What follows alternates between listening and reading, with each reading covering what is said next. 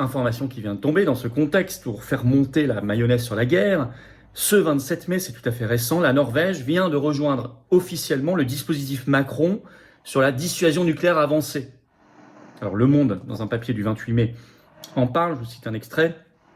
La Norvège rejoint la dissuasion nucléaire avancée proposée par la France. 8 pays avaient été d'emblée associés à la nouvelle doctrine dévoilée en mars par Emmanuel Macron dans un discours à l'île longue. Le Royaume-Uni, l'Allemagne, la Pologne, les Pays-Bas, la Belgique, la Grèce, la Suède et le Danemark. Et maintenant, la Norvège. Alors, la question c'est que, attention, Macron parle toujours de dissuasion nucléaire avancée. En face, les chefs d'État ou de gouvernement, c'était le cas déjà du chancelier Merz en Allemagne, du Premier ministre Tusk en Pologne, et là vous allez voir que c'est le cas également en Norvège, eux ne parlent jamais, ne reprennent pas ce terme, ils disent les choses beaucoup plus simplement. Ils disent c'est la dissuasion nucléaire européenne. Car en fait Macron cache largement aux Français, et les fausses oppositions qui ne font pas le boulot le cachent tout autant, que c'est une européanisation de notre dissuasion nucléaire qui est en cours, et qui n'a été jamais débattue ni votée par quiconque.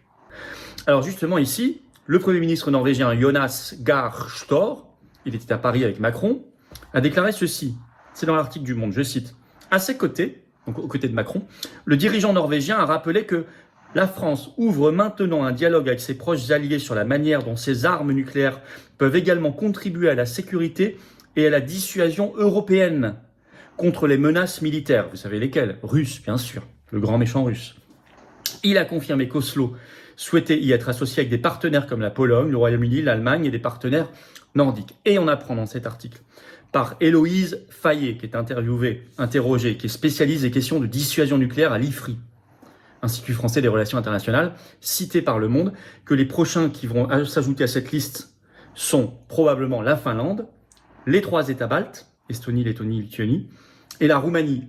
Or, que sont ces 5 pays? Ce sont justement 5 pays les plus avancés sur le flanc est de l'OTAN, dans cette coalition folle, pro-guerre et anti-russe. Et c'est eux qui vont justement rejoindre cette dissuasion nucléaire avancée, vous dira Macron, européenne, comme ils disent eux.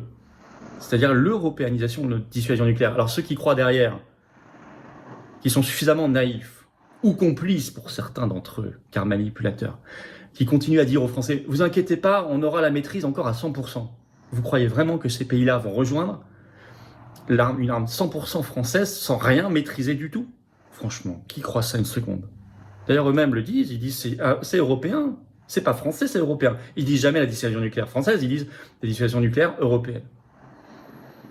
Là, Macron vient de se rendre coupable, si ça va jusqu'au bout, c'est pas encore formellement fait, mais par ses annonces déjà d'un acte de haute trahison.